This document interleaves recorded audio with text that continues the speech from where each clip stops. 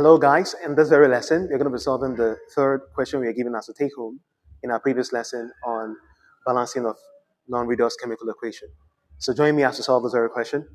Now we are asked to balance Cu, which is copper, plus HNO3 equals to Cu NO3 in brackets with an external atom to affect everything in the bracket, plus NO plus H2O, which is water. So first of all, let's see if this equation is balanced or not balanced. So first of all, on the reactant side, the copper here, just one atom of copper. Copper here, one atom. So copper here is balanced. Now, hydrogen is one atom. Hydrogen here is two atoms. Hydrogen is not balanced. Nitrogen is one atom. Nitrogen here is two atoms. Nitrogen is not balanced. Oxygen is three atoms. Oxygen here is six atoms. So three in and the two out. So that's six atoms plus one, seven, plus this eight. So eight atoms of oxygen on the product end, three atoms of oxygen on the reactant end. So as you can see, this equation is not balanced. So we're going to be using the algebraic method to hasten things up. So first of all, we're going to attach our coefficient, to all the reactants and product, leaving out one of either the reactant or product. So A, B, C. You can choose to leave this and then attach my D to this. Whichever one, we're going to get this very stuff solved. So the next thing we're going to do now is we're going to write out the atoms for each element that we have here. So first we have copper, the Cu. How many atoms of copper do we have? Just one atom of copper. One times A is A. There's no other copper on the reactant end. The product end, one atom of copper, one times C is C. So we're done with that. Then next, hydrogen. One atom of hydrogen, one times B is B, equals to. Then the product end, hydrogen here is just two atoms here. 2 times D is 2D. Nitrogen, one atom of nitrogen, 1 times B is B, equals to then nitrogen here is two atoms, 2 times C is 2C. Then nitrogen here, we have another nitrogen, one atom here, no coefficient attached, 2C plus 1. I think no other nitrogen, we're done with that. So the next, oxygen, 3 atoms of oxygen, 3 times B is 3B equals to, then oxygen here is 6 atoms of oxygen, 6 times C is 6C, then plus oxygen here, just one atom, plus 1, plus another oxygen here, one atom here, 1 times D, plus D. So let's see, is there another element we've not worked in? Copper, hydrogen, nitrogen, oxygen, and everything is already worked in. We're going to have equation 1, equation 2, equation 3, equation 4. So let's solve this simultaneously. We have a major 4 equations. So A is equal to C, B is equal to 2D, then B is equal to 2C plus 1. Then 3B is equal to 6C plus 1 plus D. So as you can see, we're going to look for that very equation that can accommodate all the coefficients or all the unknowns that we have. As you can see, there's a 3B is equal to 6C plus 1.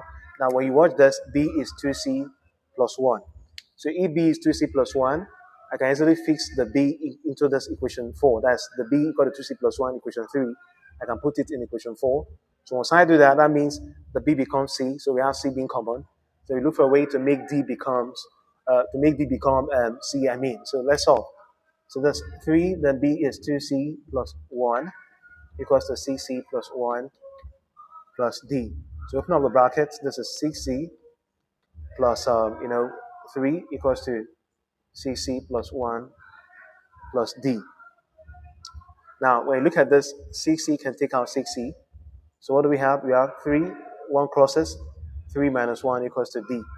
So D is 2. The value of D is 2. So we've gotten that. So let's get B. Since B is equal to 2D, that means B is equal to 2 times 2. B is equal to 4. So D is 2, B is 4. Let's get the value of C. If B is 4, and D is 2, gotten D. So let's get our A, and let's get our C this time around. So when you look at this, B is 4, 2C, B is equal to 2C plus 1. So we can get our B from this very equation. So B is equals to 2C plus 1. B is 4, 4 equals to 2C plus 1. So we send this over, 4 minus 1 equals to 2C. 3 equals to 2C. Divide both sides by 2. So C is equal to 3 over 2. So the C is 3 over 2. B is 4. D is 2. So AC is 3 over 2. As you can see, A squared to C equation 1. So it means A is equals to 3 over 2 also. So everything is set. We've gotten everything. A, 3 over 2, B is 4, C is 3 over 2, D is 2.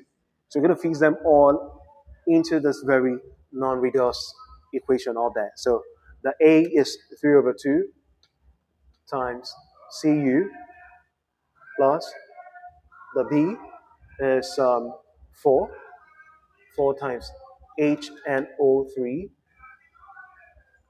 Then the C is 3 over 2 times Cu NO3. Then we have an external 2 out there. Then plus NO. Then plus the D. The D is 2. 2 times H2O. Now, as you can see, we have some fractional coefficient. 3 over 2. They're going to add over 1 to this. Then 3 over 2 here, 4 over 1.